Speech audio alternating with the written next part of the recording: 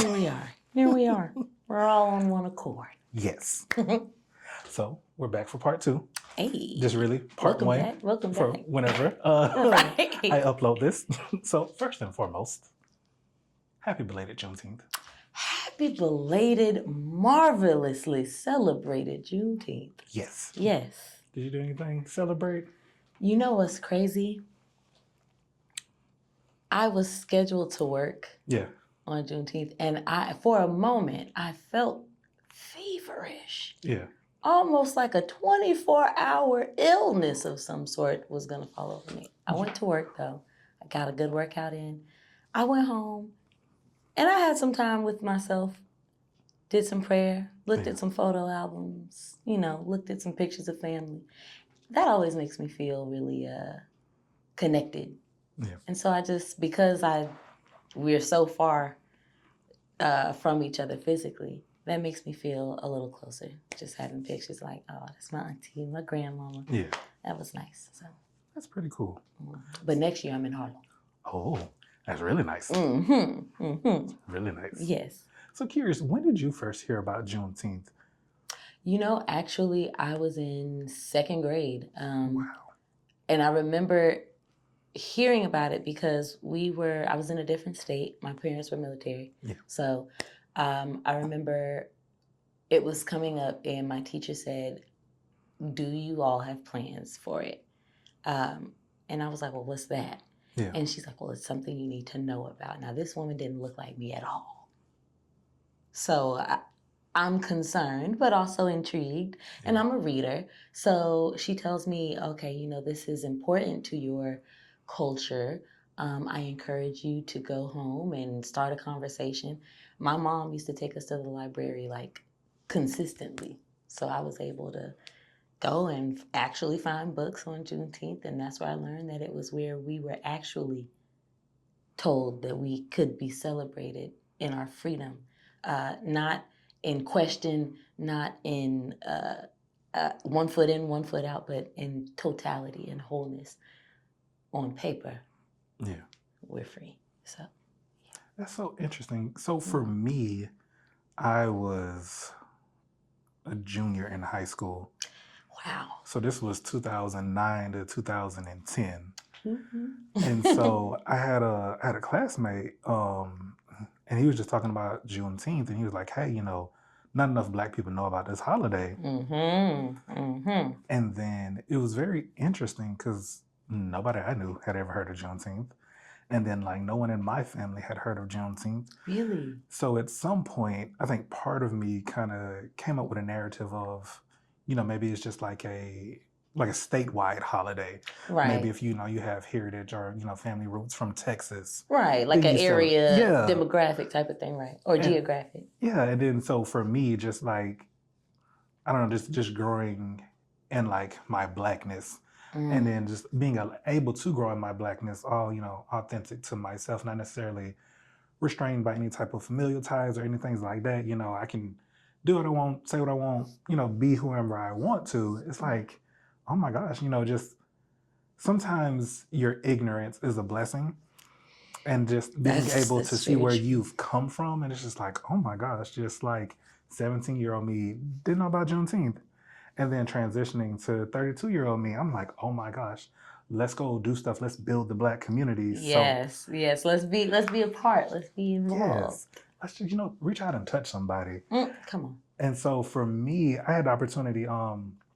There's a woman. Her name's Alexis. She owns Resting Hearts Village. It's a doula community center off of 8th Street. Wait a minute. Deeply melanated sister with locks? Or with free natural hair? No, I think you might be talking about Erica. There's she's an artist and doula that I met some years ago, but she's phenomenal. And I could have sworn that she was doing work over, you said around 8th Street, right? Mm-hmm. Yeah. I want to say she was around that area, like 8 Soul. I know her Instagram. Sis, if I can remember your name, I'm going to ask Herm to put it in our interview because you're doing the work. You're doing the work of the feminine community, of the motherhood community, all the flowers. Cause yes, but God help me, I can't remember her name. Oh no, I've never met her before, but she's beautiful. I know that's right. Sorry. And so for Alexis, it was just really cool. So like I know her because the city of Jacksonville, they have this thing called the Jax Bridges program. Okay. And so it's a small business development program just designed to help you really get your business going and like actually cultivate a business plan and vision for your business. Yeah. And so we actually did that cohort last fall. So I had a chance to meet her there. Nice. And then just seeing her and her journey, being able to get actual establishment and everything of that nature. I'm just like, I reached out to her. I'm like, hey, you know, do you need any type of marketing photos or anything of that nature? I'm just like, hey, on me, I don't want anything. And so she's like, yeah. And then, so it was funny. I was asking her when she was free. She's like, hey, I'm typically free on weekdays from up until 4:30. I was like, hey, we were talking last week. So I said, you know, what about next Thursday? She's like, yeah, that's perfectly fine. And then so on Thursday, she's like, oh my gosh, I'm so sorry. I didn't realize it was Juneteenth. You know, if you need to reschedule, that's perfectly fine. I'm like, no, I was very intentional. If anything, right. Look, if anything, you're right on time, babe. Get in here. Get in here. It's like very intentional. So it's just like, just being able to step into her establishment and just seeing like, you know, the fruits of her labor. It was so cool. Mm-hmm. And so then after that, there's a running group called Runners Elite. Yes, I'm kind of familiar with it. Yeah. And so they had their Juneteenth run. So I was able to take pictures for that event as well. So like, I think for me going forward, I want to be a lot more intentional of how I spend my Juneteenth. Cause I'm just like, I feel that. I don't feel like Juneteenth should be a day of just doing nothing. Correct. It's like, absolutely hey, correct. Let's build our community because there are actively people who do not want us to have this day off. You hear me? There are people who believe it's only a day off. Yeah. Not a day to be observed, not a day to be celebrated, not a day to celebrate, not a day worth value. Intentionalize our Juneteenth. I love it. Yes. I'm with the movement. And shout out to that queen, Miss Alexis. Yes. Yes, ma'am, girl. Yes, ma'am. Okay, so moving forward, one of the things I wanted to point out in this video, I think I said it already, it's just, you know, for me, excuse me. One of the things we talked about last time was just, you know, perfection, how perfection is boring. Yes. And so, you know, I think for me, there's just like a beauty in failures. Yes. And so yeah. And for me, I love failing forward and just being able to laugh at things. And I think, you know, one, I love the space that was held for that conversation. And like, I still have a video on the camera. And I was looking at the video. Because that was such a good day. I still think about that day too. I'm like, it was so calm, nice and peaceful. Nice. Oh, and it was hot as heck, but we were, for the most part, we were pretty comfortable. Yeah. A couple flies, but you know, we were in their space. Yeah. So, just good vibe. Yeah, but it's just funny now. It's just like, just the checklist, you know, that comes from things. And I'm just like, okay, got my checklist. I'm good. Charging my mics, charging camera batteries. There you go. Doing that audio test. Look, and it's me making sure I know the day, making sure I communicate the day. It's cool. We got this space and we're going to treat it as best, you know, as we should. Here we are. Yes. So I do have some questions I kind of want to repeat from the last time. Yes. But for the most part, I don't want to repeat too many questions. It's like, you know, this is a new day and then like things have come about since then. I've had the opportunity to get your first book. Our last conversation was about your second book because you got 2 of them. I do have 2 of them. So I do want to just repeat some of the post-photo shoot questions we talked about last time. And as best as you can answer, I understand, you know, it's been a little bit of time since the photo shoot, but just for me being able to make like little clips of this for various social medias and things. So with the photo shoot, was there anything particularly good and or bad that stuck out to you?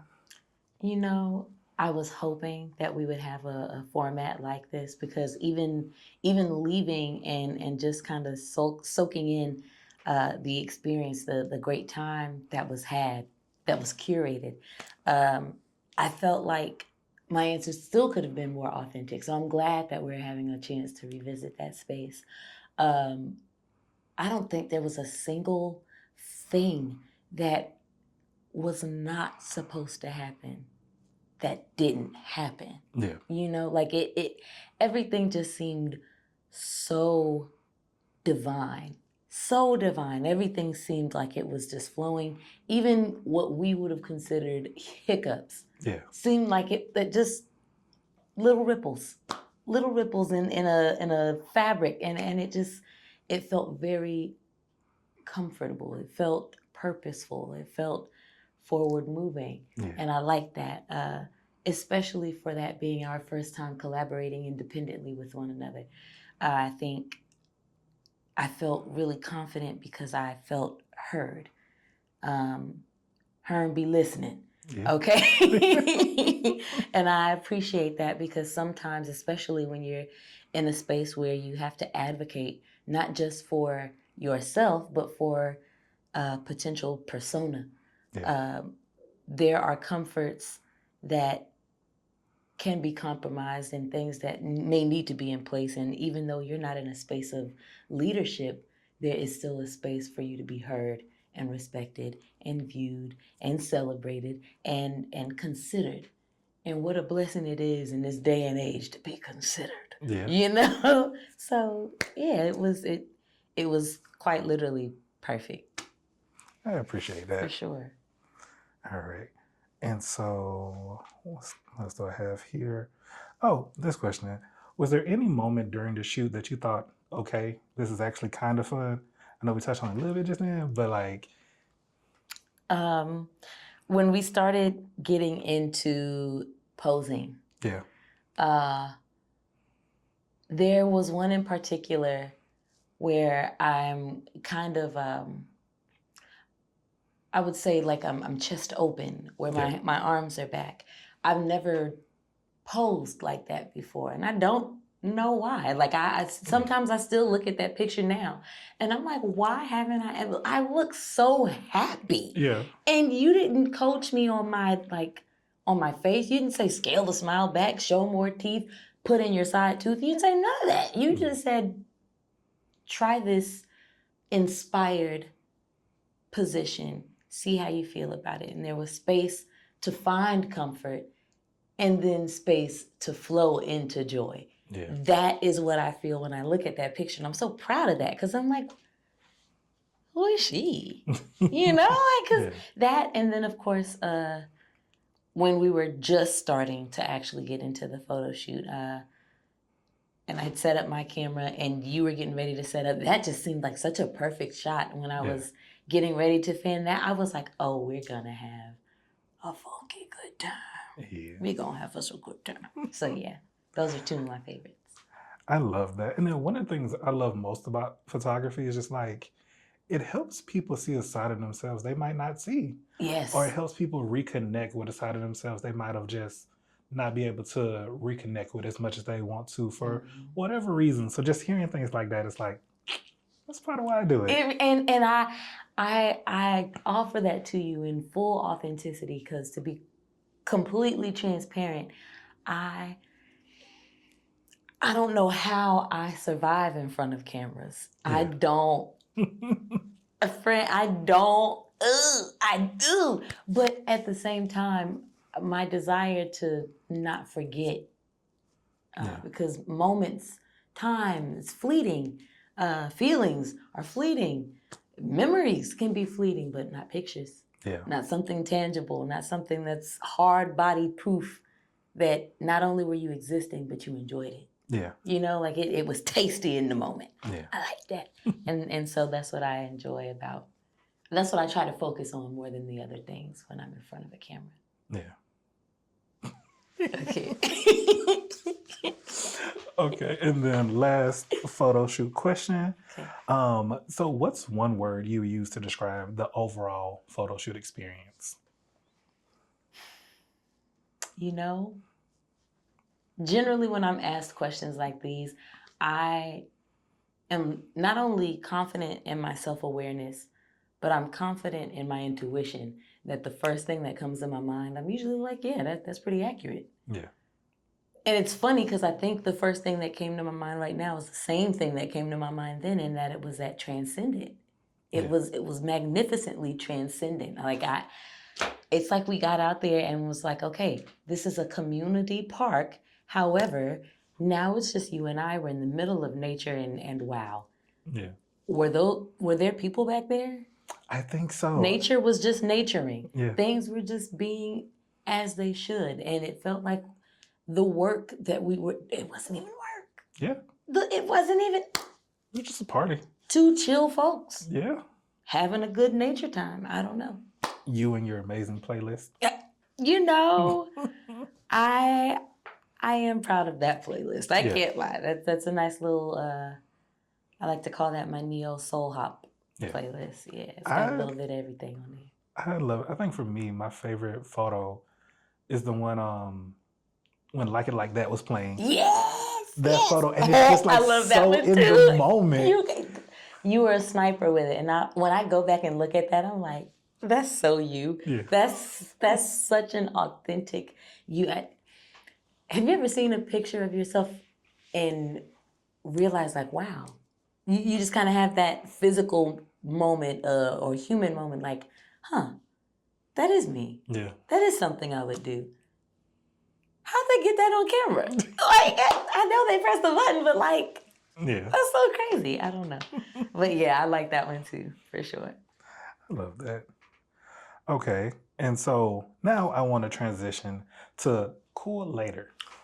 Oh, may I? Of course. Do you mean this one? This one here? Yeah, that one. Oh, wonderful. And, since we're about to talk about it, there might be people who might want to read more into it. Oh, well, if you are interested in my very first published book, Cool Later, you are more than welcome to find it on Amazon. My name is Suni Storm. You can find it available there. This is my very first collection of poetry that I released to the world with my own audacity. I do have the barcode on the back of it, but you can find the link for it in my Instagram bio. My Instagram is sunny.storm, SUNI.storm. Shameless plug. Right? I did. Oh, necessary plug. Yes, very necessary. Mm-hmm. We believe in that. Yes, we do. We zone. So the first piece I want to talk about is Here Comes Sunny. So one, I feel like you was talking your stuff. And I'm like, Sunny, talk your stuff. Go ahead, bro. That's so funny. Okay. So was there anything in particular about Here Comes Sunny or did you just want me to walk you through it? I got a few things, but I would love if you just walk through it first and then we can just go from there. Okay. So a lot of people know me. Yeah. Until it's time to know me. And then who's that? Yeah. And it's okay to be an acquaintance. But I really truly feel like oftentimes a lot of people who know me don't care to actually know me. I'm not a surface level person. Yeah. I don't find comfort in the surface at all. I mean, it's an ebb, so I flow. But my preference is in the depth. Yeah. And I think a lot of people, when they take time to dive, appreciate what they find. Now, I can appreciate that. And when they don't appreciate what they find, I can appreciate that too, because we are all individuals. Yeah. You're not me. You could never. Yeah. I'm not you. Thank God. You know what I'm saying? Like, let's celebrate that. And that's where the inspiration for Here Comes Sunny came from, because I feel like a lot of people's perception of me is the end all be all. And I don't know whether to let you know that you're thinking too small for me or that you should start expanding in life altogether. Yeah. Either way, here I come. I hope that you know it's with grace, but it's also coming nonetheless. So yeah. I don't know. Don't know how else to feed that to you. But yeah. I love it. So specifically, some of the things I want to talk about, you said you want generational stability. Do. And so I want to kind of dive into that a little bit more. So when I hear people talk about, things of generational stability, oftentimes, one of the big things is financial stability, throughout the generations. And I can understand that, but I also feel like that's a little surface level, as you were saying. Exactly. Very cliche. Yes. Mm-hmm. Which is why I didn't focus on that. So thank you for noticing that. Stability, and it's so funny because to be financially savvy or financially successful, one could argue that you need to be clear-minded. Yeah. And in order to be clear-minded, you need to kind of have sorted through what's cluttered your mind. And in order to sort through what's cluttering your mind, you kind of have to take the initiative to do it. Mm-hmm. And once you can acknowledge that you're willing to take the initiative, the other things don't really matter because the initiative is there regardless. There's a higher calling for that initiative than the superficiality of, I need to make sure I got $1,000 in my savings account. No, I'd like to make sure that I know how to make my vision clear, concise, and something that I don't fear for myself because I know I deserve it. Why don't I?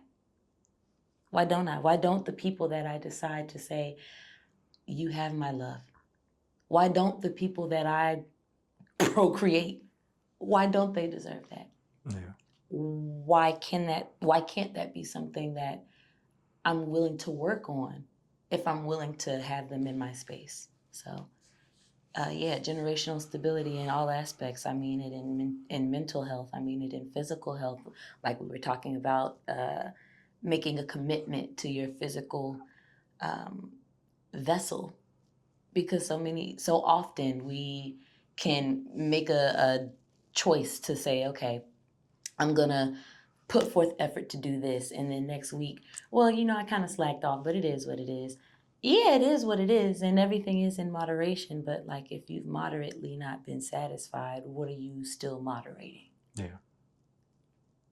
Get in the field. Like, Yeah. what it shouldn't be that difficult, and yet and still so many people find comfort in that balancing act. I won't. Yeah. I won't. I'd rather make a choice and weigh my options and do what feels right for the me that I am right now, because that's what I have when I go forward to changing that. Yeah. Not the me that I'm hoping to become while I'm changing it, because that's hope. Yeah. I'm not working with hope. I'm working with worth. This is what it's worth to me. It's worth the work. So I love it. thank you. Now, something I also wanted to ask, and I might have just not read into it enough. Oh. If you feel like sharing, what are your 4 flaws? Ooh, let's talk about it. Time management is a mother one. Okay, we're just gonna throw that out there because, and selfishly, I'd like to say it's because time is a concept. Yeah.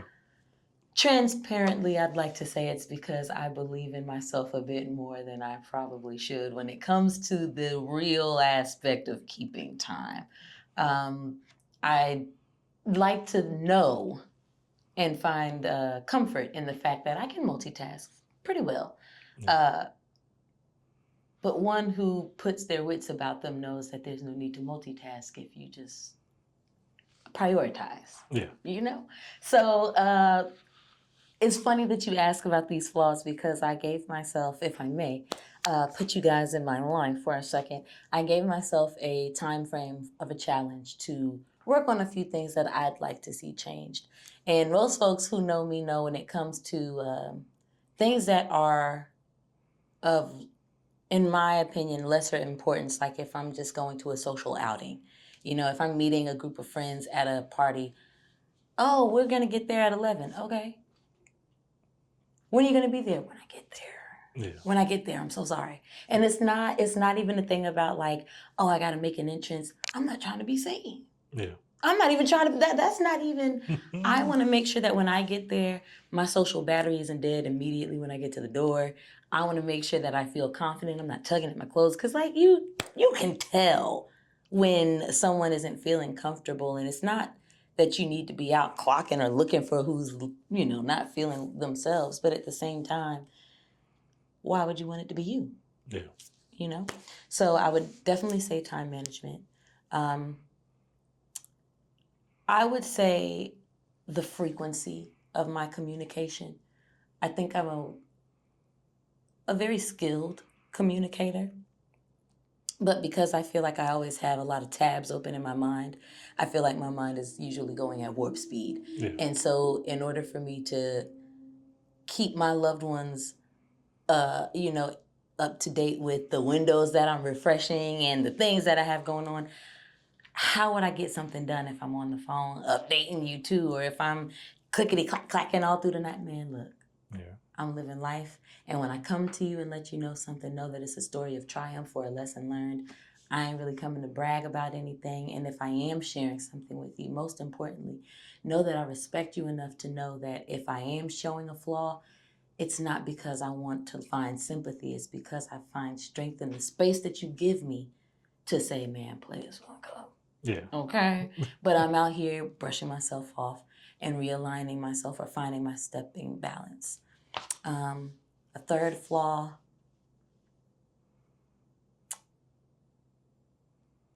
Sometimes I put too much water in my rice. Okay. Okay. Fine. Fine. I said it. Like a tablespoon max. But even still, jokes aside, outside of a soupy rice every now and again, I will say sometimes I forget to eat. You know, that's a big one that I hear a lot of people running into. I forget to eat. And it's not even a thing of like, oh, I forgot to eat breakfast.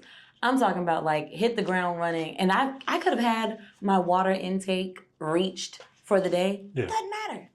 What nutrients, what nourishment did I feed my vessel? Thoughts and prayers. Yeah. And it can't continue. So as I stated, I've been improving on things that I'd like to see. So I've been putting myself on a time frame. I have alerts in my phone. Do you have a snack? Yeah. Did you take that chicken down from the freezer? Are we meal prepping? Do you have your proteins? Are we going no protein this week? Or what are our carbs looking like? Doing a better job and analysis of how I prep my intake. However, it's still everything with moderation because the way I love a bag of popcorn, Yeah. I would live off of it if I wasn't mature enough to know that I know better. Yeah. So, and a fourth one, I can't keep up with socks to save my life. I can't. I don't know why. I love socks. I love socks. Yeah. I love socks, but I swear to God, I can put them together before I do laundry. Poof, and just gone. And I mean, from the washer to the dryer, it can be cuffed. Yeah. I don't know how one gets away, but if you're out there with my socks,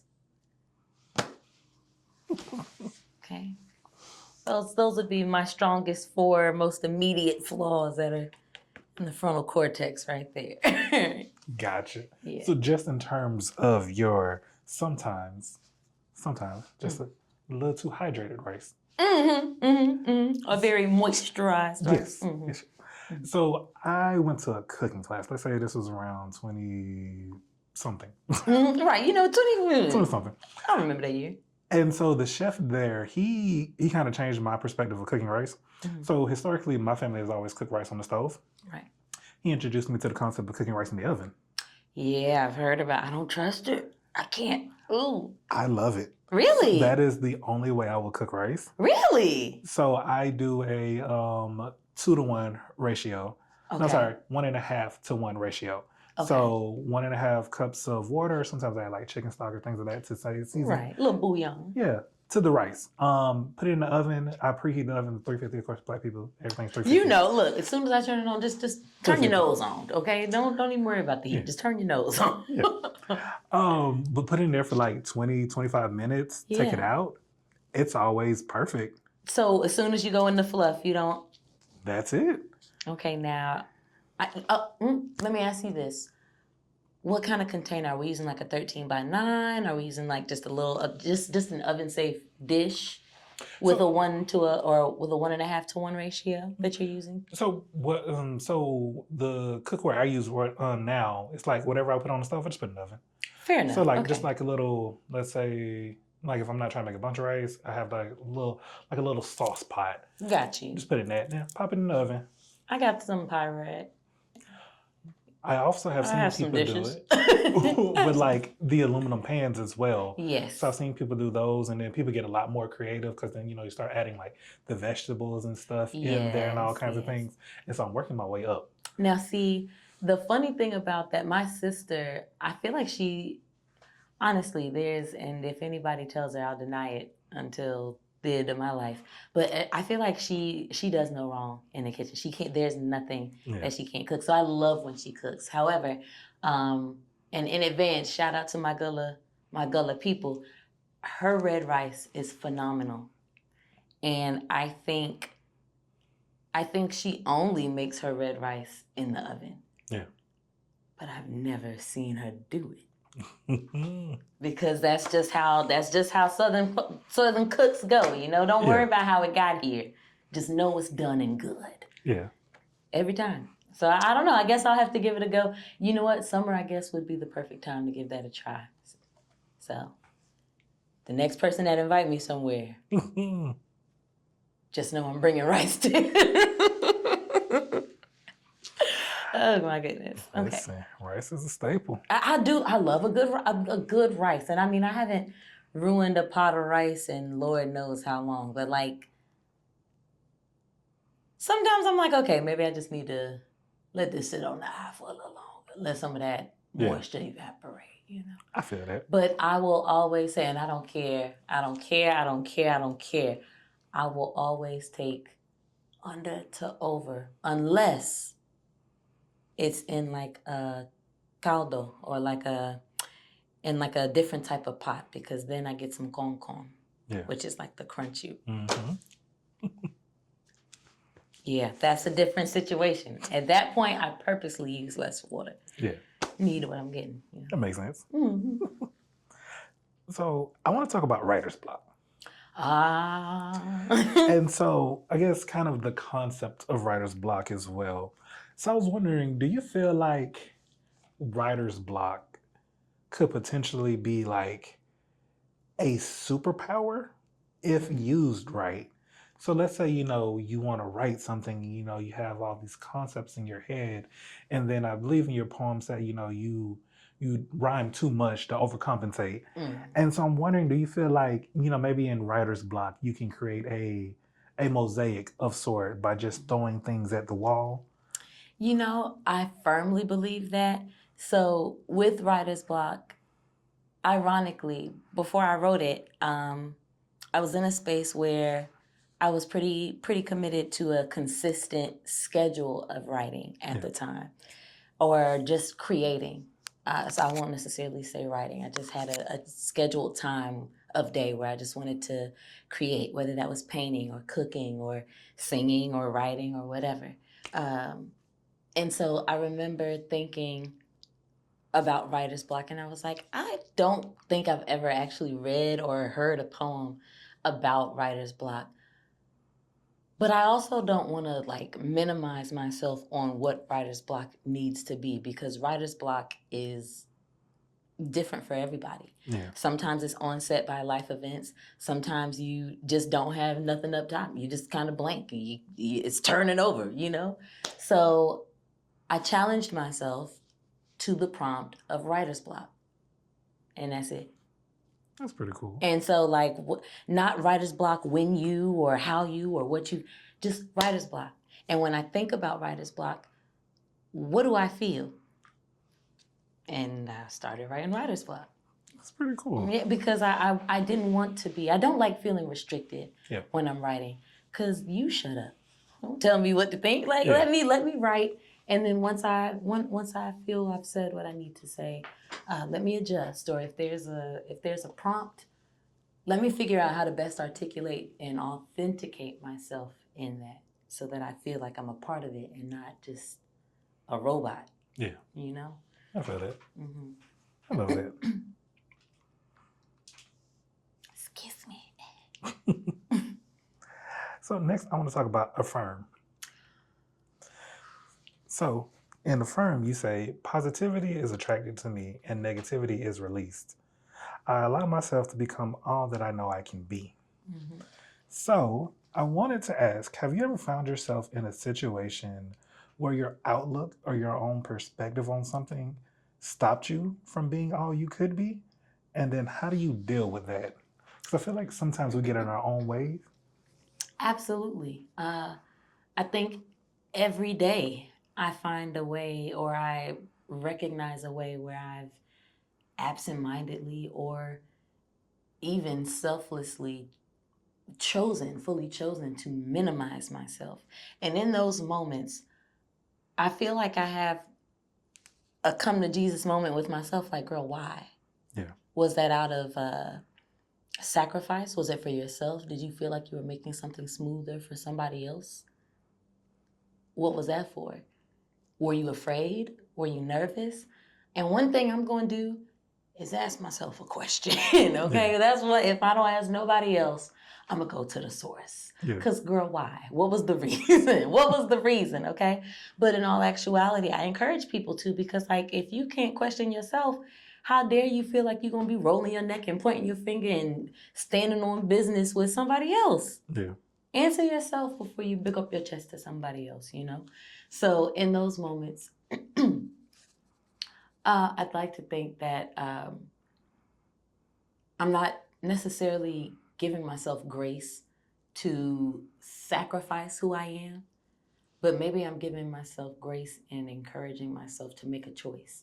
Yeah. And is this choice one of comfort for me because we've done work to remove ourselves from certain subscriptions of thought or certain avenues of action? Yeah. Or, is it a space where I know it's down there, but I'm not ready to travel down that road yet? Mm. In that moment, I feel like the greatest strength that you can use for your safety and the safety of others is choice. And sometimes I will choose to minimize myself so that bliss can be enjoyed by others. Yeah. If that makes sense. It does. I don't know. In moments where I find like I have, I can't necessarily say lost, but where I've just chosen to say, yeah, don't worry about an explanation. Don't worry about explaining or what have you. There's a repercussion for myself to follow as well. In that instance, are you willing to do it again? Yeah. Because why? Why? If it wasn't a hiccup moment, if it wasn't something that you initially planned to do, and yet you found comfort in it now, is this who you are now? Is this just a moment of saying, okay, you saw a moment where someone needed that sacrificial space of forgiveness or guidance or kindness or even mercy? Are you willing to do that again? Did it hurt for you to have to do? Because if it was a hurt that is changing you for the better, then maybe lean into it. But if it was a hurt that's triggering, well, maybe cut that out. Yeah. Maybe don't do that no more. So there's always a conversation behind the minimizing, but I always try to make sure that if I find myself in that moment, I'm remembering to put myself and my authenticity first. I have no control over anything but me. Yeah. Like that.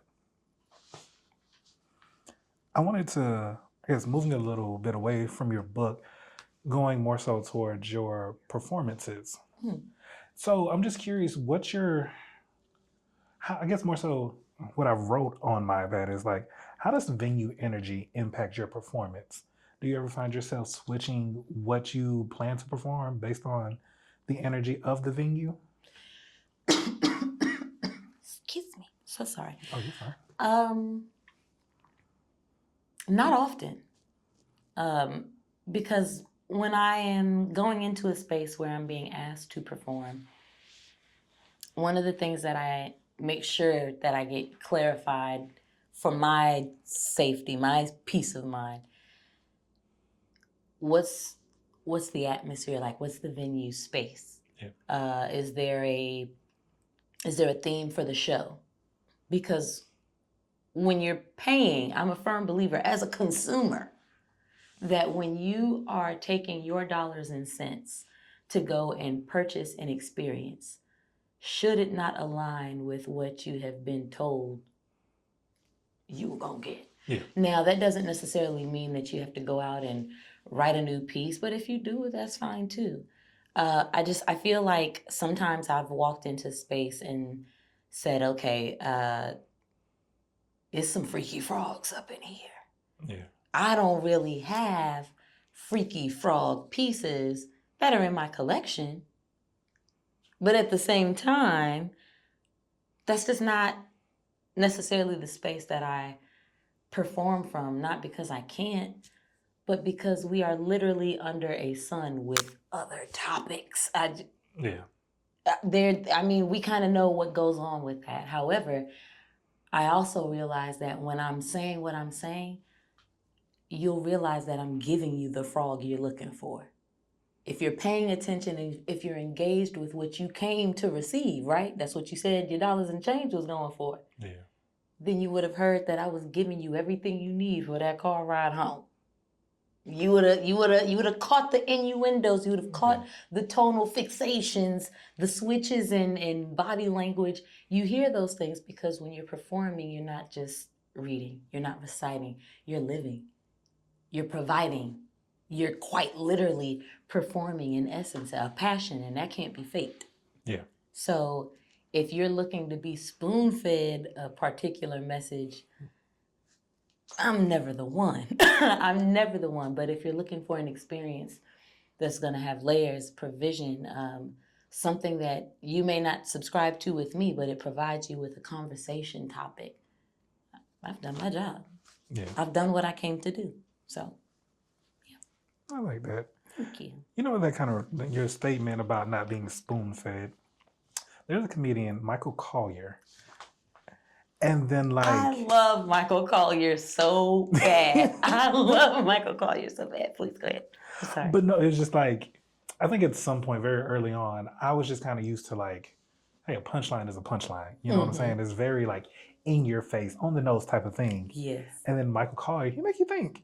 I'm telling you. And I love it because of how effortless he flows. And to be quite honest, when I think about performing, I feel like everyone should have folks that they study. Yeah. Because hello, is this not your craft? Okay, clock that. So with Michael Collier's performance, there is such a gentle ebb, and it's almost like he's dancing, stings you, and keeps dancing, and you don't even realize that you stung because you dancing too. Yeah. And then you realize that you've got all these things, and it's like, oh wait, there was that one, and there was that joke too, and it's like, wow, I didn't realize I enjoyed so much of a show that I did. I love it because that's what you're supposed to do when you have a performer in front of you. You're not supposed to anticipate a shoe falling. You're not supposed to be on the edge of your seat because the jump scene is coming, because you see it coming from the beginning of the, like, that's boring. Yeah. That's boring. I'm the type of person that finds humor in horror because look at the storyline. Why would that make sense? Yeah. You know, and because pay attention. Did this person really put effort into it, or were they reaching a deadline? I prefer to have an experience and not fast food. I prefer an entree, not an app. Yeah. Yes. So, but shout out to Michael Collier because you slappers. Yes. So last time we talked, I said that you have a pre-social media level of celebrity about yourself. And it's just like, it's like, who is Suni? And it's like, who is she? Who's that even? It's like you're just like right outside of arm's length. And so I hate the accuracy. And so I'm wondering with that, and then also I feel like, that's part of just, protecting your own peace as well. So with that, how do you determine what performances or what events are worth it for you to pop up? Because you don't seem like the type of person to just pop up at anything that's offered to you. It won't. To be quite honest, I go where my spirit is led. Like that. when my schedule permits, when my mind permits, because I also find great pleasure in respecting artists. Yeah. I find great pleasure in respecting artists. And not just because you're a name that I've heard in passing. As an artist, there's a passion. And I feel like I have this conversation with folks all the time because passion is just simply not fate. You can practice a story, you can practice a smile, you can practice a pose. Okay, what happens when you crack? Yeah. Good luck. Like that's all I know, because if not, what are you giving? What art? Art can imitate life. Life can imitate art. But what are you doing at this point? Yeah. Are you providing? Are you feeding? Are you giving something? Or are you taking? Because I feel like if you're not giving, you're taking. Yeah. And in a space where people are giving experiences, whether it's lived, whether it's hypothetical, whether it's circumstantial, whether it's desirable, these are people's passions. And I respect that. I'm going to always have respect for someone who has the audacity and the nerve to get on a stage and do whatever it is that matters to them, as far as performing goes. When I'm looking for a space that I want to be in for a collaboration or just to enjoy, I'm looking for a space where people are authentic in their concerns, in their conversation, in how they treat themselves, in how they treat one another, and how they treat business. Those are all so many different types of relationships. And I feel like even though as humans we can show up differently in those spaces, there's not so much that needs to change. So when I see very, very vast change in one person in different spaces, I avoid those spaces because I'm not going to generally go out of my way. And I do say generally because I'm still human. Yeah.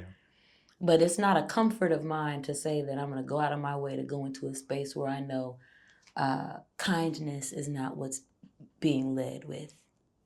Respect is negotiable because not over here. Yeah. not over here. Before I tear somebody else's stuff up, I'll stay home. I have no FOMO. Yeah. None. More times than not, I'm at home looking for that other sock so I can rub my feet together. Yeah. Okay.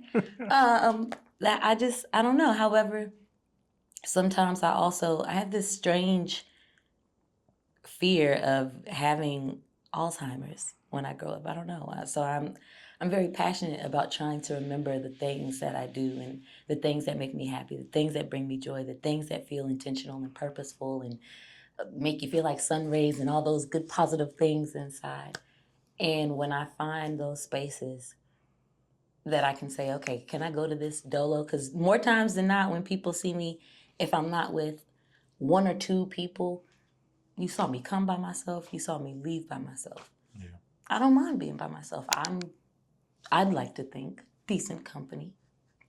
And so when I go into spaces where I feel like this is right for me, that's usually how I end up feeling, and that's usually what I end up sharing with the folks that are there. And that's what makes me feel good. That's what keeps me coming back to a certain space, is when I can come in, share, exchange, reciprocate, and receive love.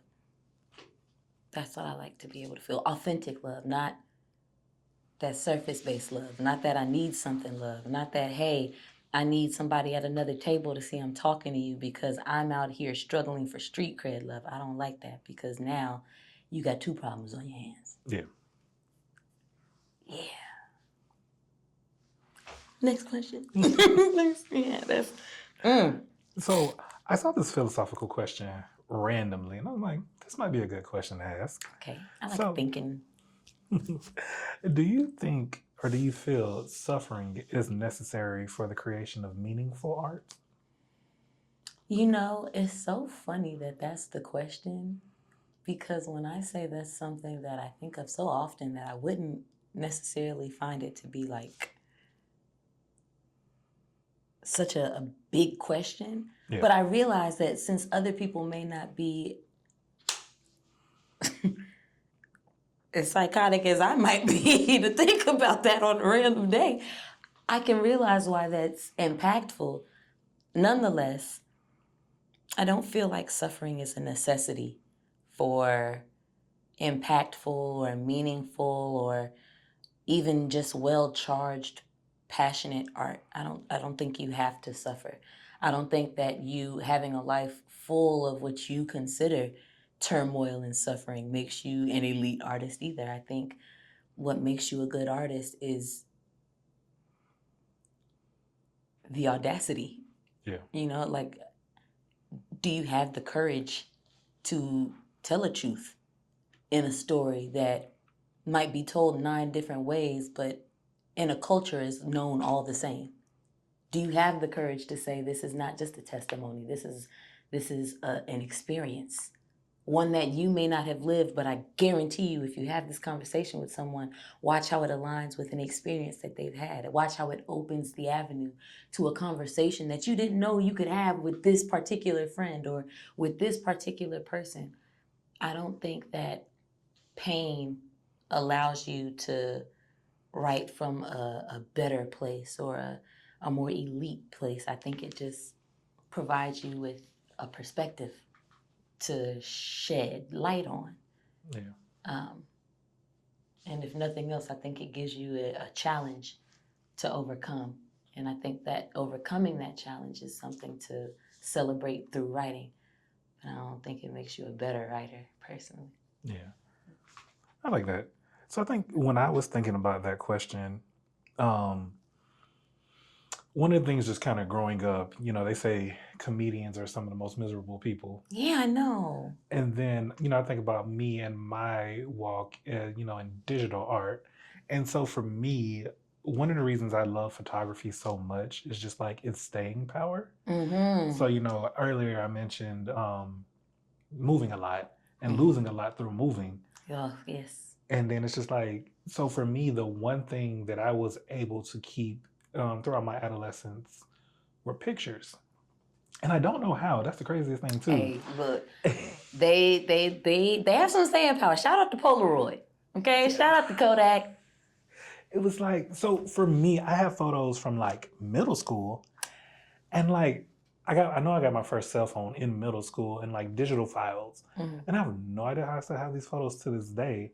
But then like even transitioning into high school, like I don't feel like I was by any means irresponsible, but I don't feel like I was as forward thinking as to say like, hey, I'm really gonna want these photos when I'm 32. Right. But here I am looking back, like, hey, I got photos from 17 years ago. That's crazy. Look, not a friendship picture.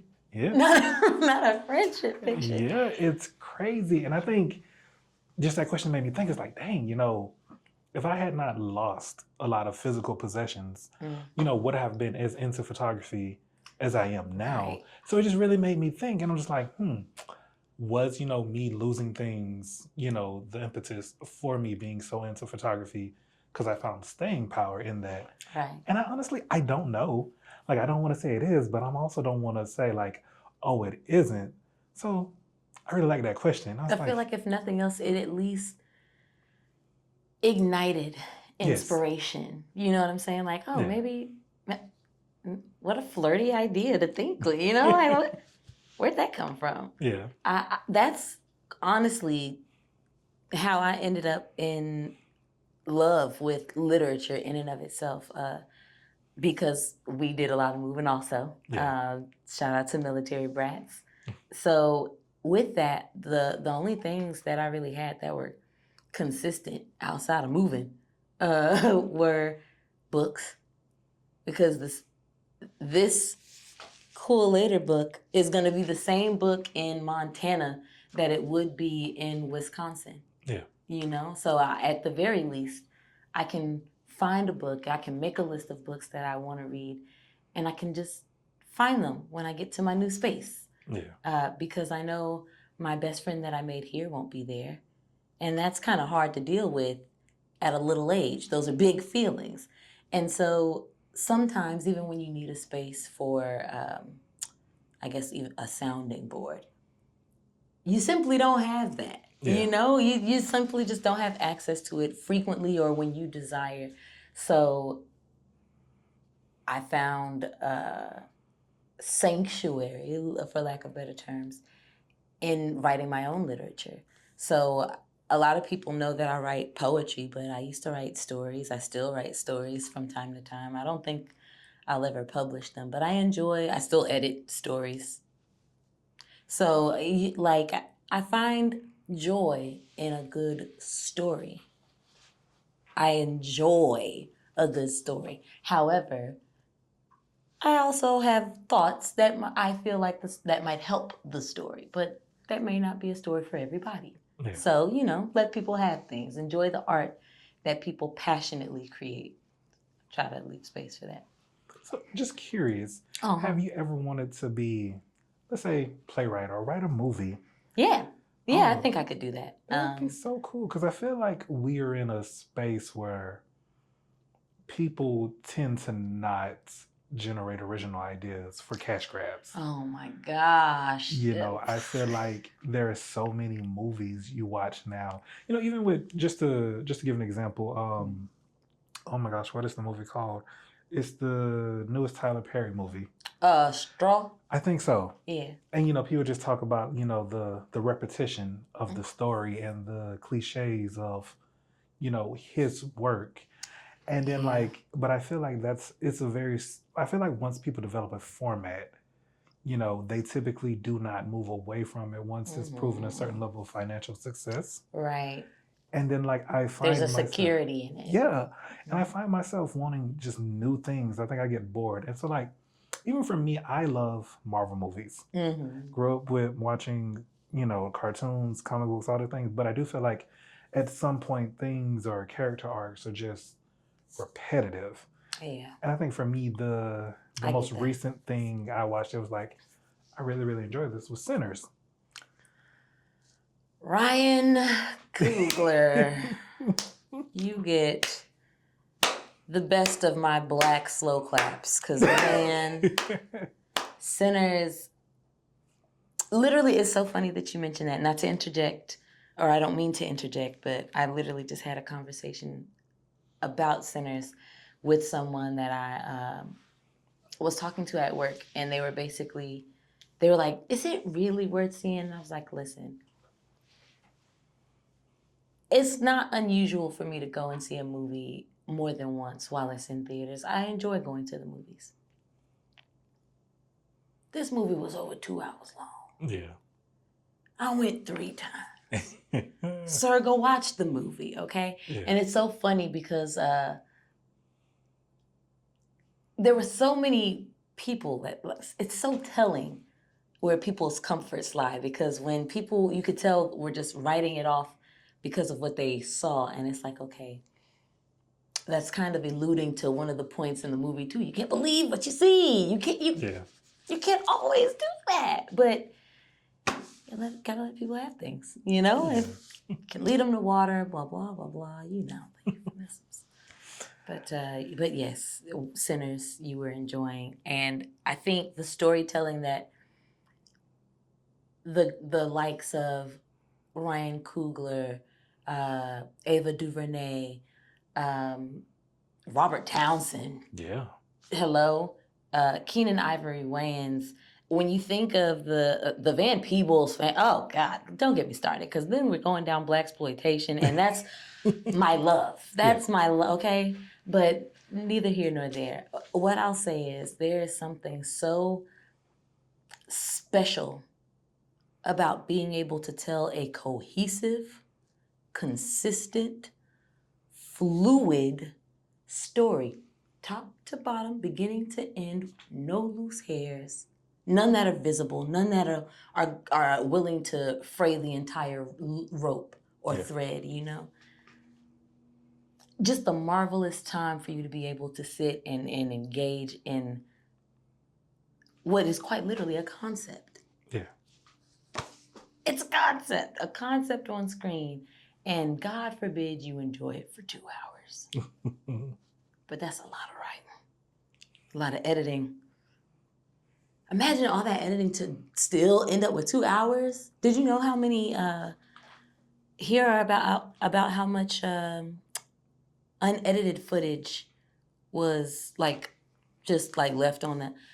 I was reading an article today outside of the conversation I had with someone at my job because it keeps popping up everywhere, and I just love to see. Oh, that's what it was. The article that I read was how Sinners had just released its streaming date. So I guess it'll be available on Max on July 4th.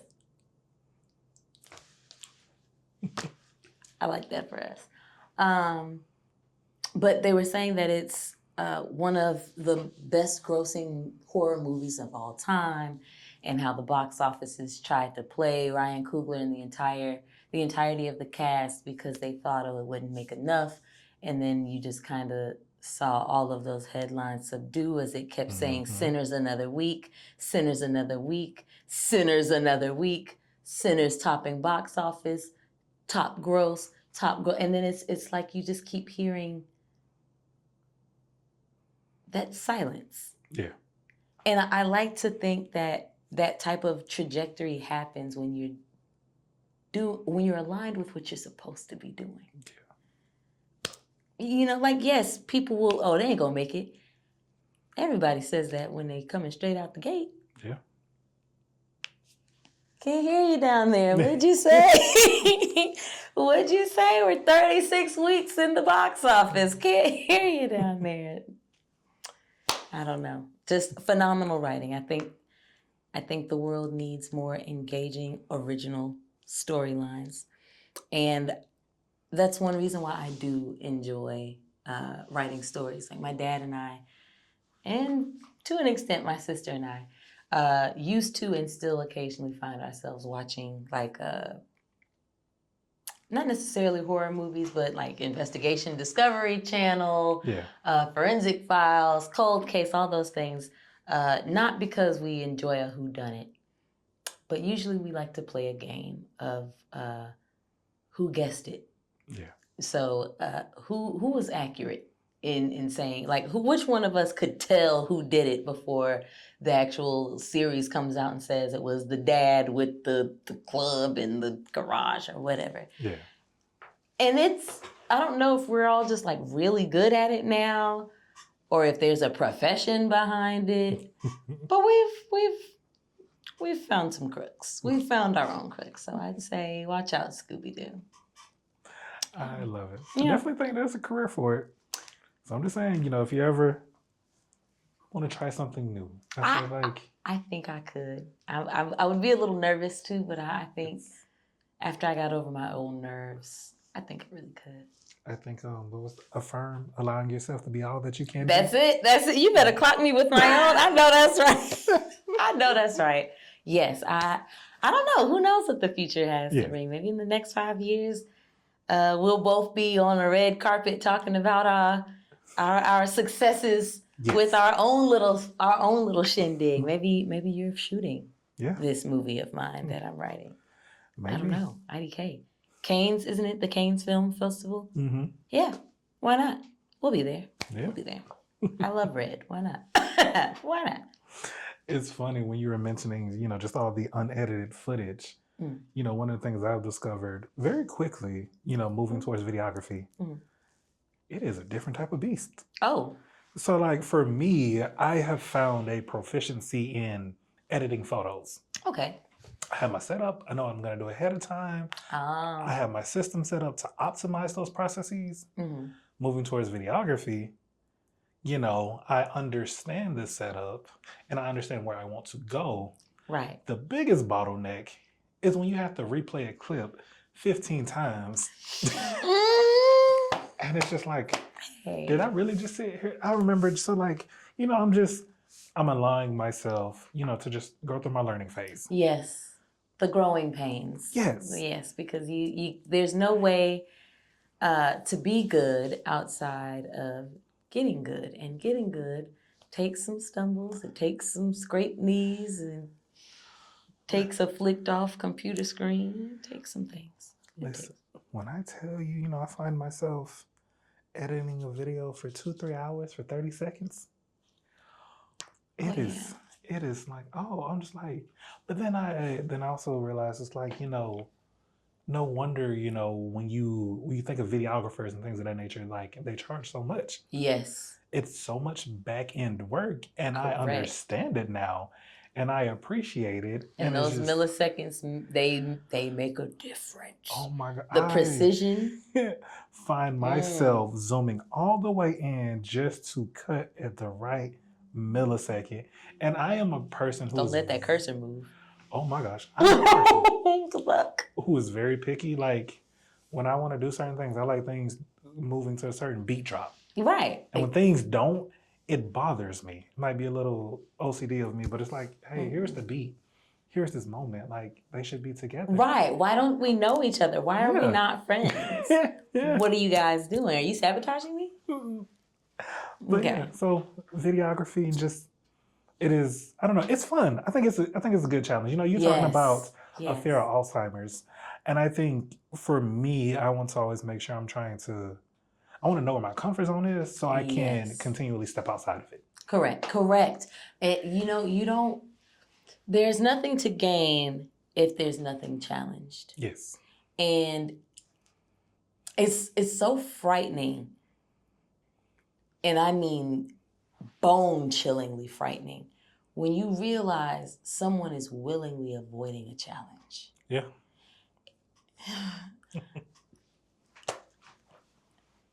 Challenge yourselves, people. I'm not gonna wag a finger. I'm not just challenge yourselves. So if you wouldn't hurt you, what do you have to lose from a challenge? That's true. You know what I'm saying? Like, and that's myself included. I'm no one's challenge connoisseur. You know what I'm saying? But at the same time, be willing. Be brave enough to even consider doing something that's not your norm. Yeah. Even if you eat a burger and you always get ketchup. Did you know they had honey mustard? Did you even know they had a ranch? You didn't. Yeah. That's something I've been telling myself. I noticed just like, I don't know, contentment. Contentment. It's a crutch. It can be. It is. And it's just like, I'm comfortable. And I'm just like, why am I so comfortable? Why, yes. And then it's the juxtaposition of being comfortable because you worked hard and then staying comfortable because you're comfortable. Right. And it's just like, maybe it's a plateau effect. I've worked to get myself to a certain position and then, I'm enjoying it, but sometimes I find myself over enjoying my comfort. Yes. And then it's just like, I don't want to be left behind from what I have set forth for myself. Mm-hmm. And so just trying to always make sure like, hey, what are you doing that's new? What are some things you could be working on? What are some possible things that may happen that you might need to be prepared for? Mm-hmm. And that has been kicking my behind. And I'm like, all right, I'm tighten up. It's nothing but like a list of things to check and check again. Yeah. That's the repetition. However, there's beauty in that repetition. There's refinement in that repetition. There's newness even in that repetition. Because once you finish that whole list, are you as seamless as you should be? Yeah. Like, just because you finished the list, does that mean that you're done? Yeah. Like, maybe you just finished the list of things you know. Maybe you forgot to add on that list to learn some new shit. I don't know. Yeah. Can I curse? Of course. I'm trying to be cordial, but I appreciate it. No. Whatever vocabulary, whatever vernacular you choose to use. I didn't want to for the babies in case they watch it. Sunny little kids. But it's I don't know, man. There's a fear of just not being able to say, look, can you just Can you jump in? Yeah. Because like, hey, it's okay. You can love making waffles. There's Stroopel waffles. There's Belgian waffles. There's Eggo waffles. So many different types of waffles. Are you just gonna say, well, I only want to learn how to make one waffle? Thought you liked waffles. Yeah. What you just go? Thought you liked tea. You just gonna stop at green leaf green tea? So oolong just don't get no love? Yeah. Wow. News to me. Like expansion. You can't be so afraid of discovery that you allow contentment to keep you captive. Yeah. Because then you become quite literally an old fool. Oh, that is scary. And there's enough of them. Mm-hmm. As a matter of fact, there's an influx, it seems. Yes. Seems like the community is growing. In numbers every day. And I for one am alarmed. Yeah. I am alarmed. I don't know who we need to call. Wrangle them and get them sent. I'm not gonna finish that. At any rate. You know what you were saying? The power to infer, and extrapolate. We with you. Mm-hmm. So it's one of those nice little Michael Collier jabs. Come on, please. Okay. There is a gosh, was it? He hosted somebody's roast. No, he was at a roast, and Jamie Foxx was hosting the roast.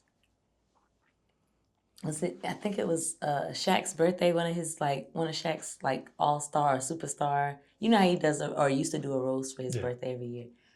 I can't remember who else was there. I just know that was a stand-up set because the way you know how if you're inviting a friend to a show that's never been to a live show, okay, we're gonna go see some live entertainment. Yeah. Oh, well, what should I expect? What do you mean? What should you expect? Live entertainment, and then you get there, and they feel like they're thrown off. Well, how could you bring me here? You knew I wouldn't like that.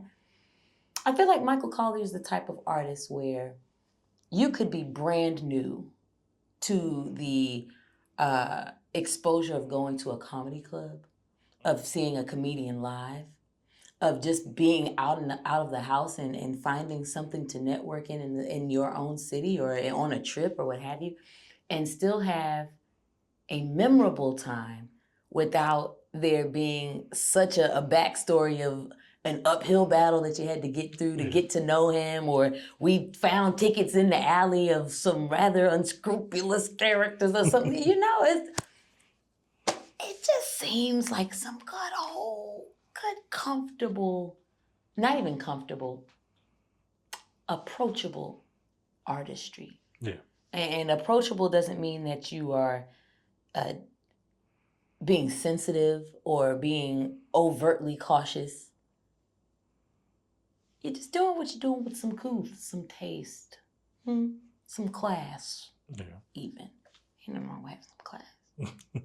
Ain't nothing wrong with having some class. It's a very, very Paul Mooney. Having some class.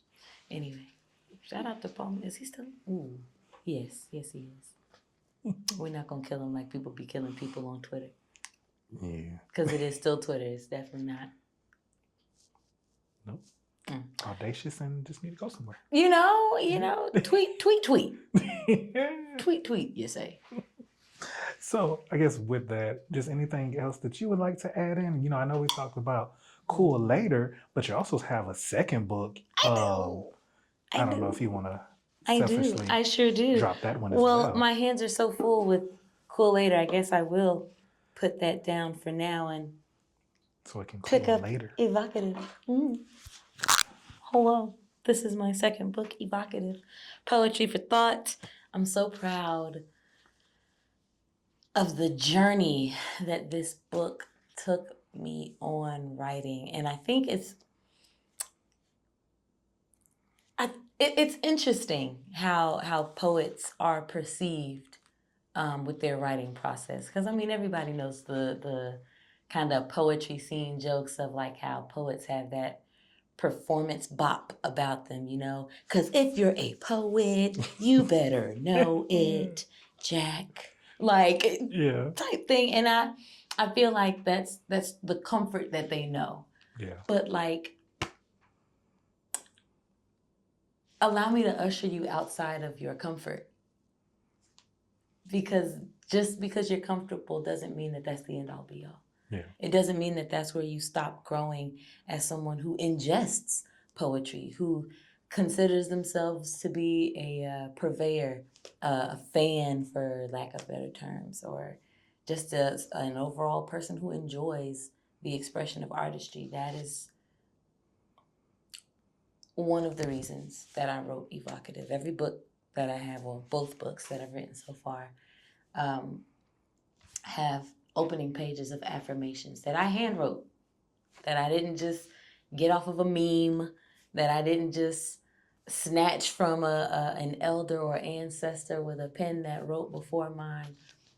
They're affirmations that I have looked at myself through my own windows to my own soul and my own mirror and said and believed and instilled and followed because I believe in them. It's simple, and I believe in me. It's as simple as that. So when I write my books, I want others to be encouraged too, because it took me forever, literally forever, the journey to even begin to outwardly share that I write, that I exercise my expression. Because forget the writing, I'm so much more than a writer. I'm so much more than an author or a socialite or anything. I'm so much more than a Suni Storm. And I think it's important that people remember that the lens that they use for reception is not always the lens that you should lead with. Maybe broaden that. You know, maybe because someone's giving you something in a different format, it doesn't mean that it's not for you. Yeah. It means that you're supposed to open it when you're ready. It means that it'll come to a head when it should. It means that it has a bow on it for you to give to someone else. Poetry for thought. I just want people to have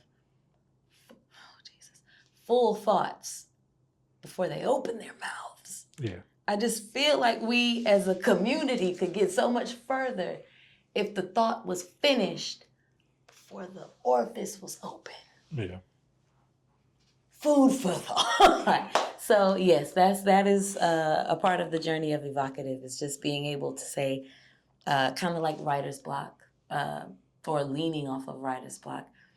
Do you, before you ask this question or before you share this concept, this thought, is it full?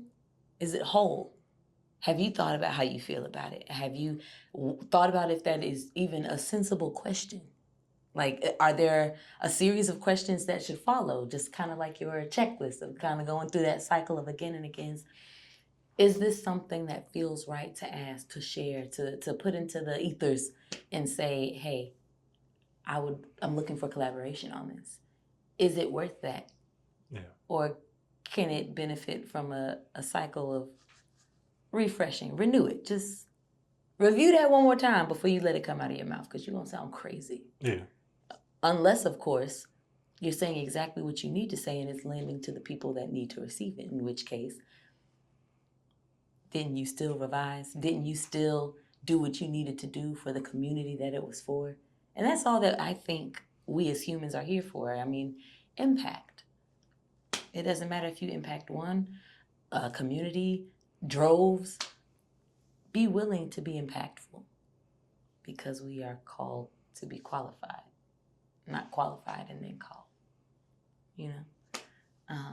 So yeah, I like for people to think wholly. I think it adds more to the wholeness of getting to know someone for who they are and not who they are wanting to be perceived as, or the hard them that's the difficult to receive. Yeah. I want you to have a full thought so that you can receive them in their entirety. Have space to receive somebody in who it is that they are, or who it is that they're choosing to be. So many times we show up in different facets or different faces, different facades. are you in a space where you can be yourself and like you don't have to answer that, hey, Herm, you're a little different. Why are you not smiling? Yeah. I'm never smiling. What are you talking about? Like my face is constantly resting. What are you saying right now? Do you know me? Relax. Yeah. Relax. Poetry for thought. That's all I want. I just want to encourage more thinking. And like I was mentioning earlier also about strategically listening or reading. I'm rather descriptive. A lot of people will tell me that they have my poetry, and quite honestly, Herm, you have asked me more questions sincerely about poetry that I've written than people that I know that say they read the book. Oh no. All I'm saying is it seems that you have read and received what I'm saying, because all I'm saying is what I'm saying. Yeah. Not more, not less. It's right there. And yet and still, I have such a cloud of elusive energy around me. I'm so untouchable, but I feel like I'm rather accessible. Yeah. I didn't have the same number over almost 15 years. I'm not hard to find if it's me that you're looking for, but a lot of times it's not me that people are looking for. So I don't go out of my way to make it easy for them. Good luck. I don't know what you're looking for, but good luck finding it. As for me, I'm going to be over here doing what's his face, or doing what's his name, or doing whatever I want to do. I don't know. Yeah. Being free. Thinking freely, you know. I like that. Thank you. So yes, y'all, if you're interested about my mind, my process, my nothingness, here's my second book, Evocative Poetry for Thought. Also available on Instagram, or in my Instagram bio, but on Amazon. So get it, encourage it. And then I encourage you to come and let me know if you have a favorite. Or ask me questions. I'm really a rather open book. If you open yours. Yeah. And then I just want to add, in terms of being accessible. Yes. Well, I paid less than $15 for both of those. Is all I'm saying. God forbid you use your lunch combo meal for some literature. I made it accessible because a wise man once said, reading is fundamental. Okay, and let's shout out to Kid and Play. Now, I don't care if you read one poem. I don't care if you read all of the poetry. I just encourage you to read. You don't have to want to read my poetry. I may not be the artist for you, and that's okay. I applaud you for even looking, but I encourage you to find a book, any book, a book, a local book, library book, write a book, read a book. Just read a book. Shout out to Lil Jon. You know what I'm saying? Read a book. Just, hey, that's all I'm asking you to do. But yeah, that's it. All right. Well, thank you so much. Thank you for having me, Herm. Always a pleasure. Yes. Bye, you guys.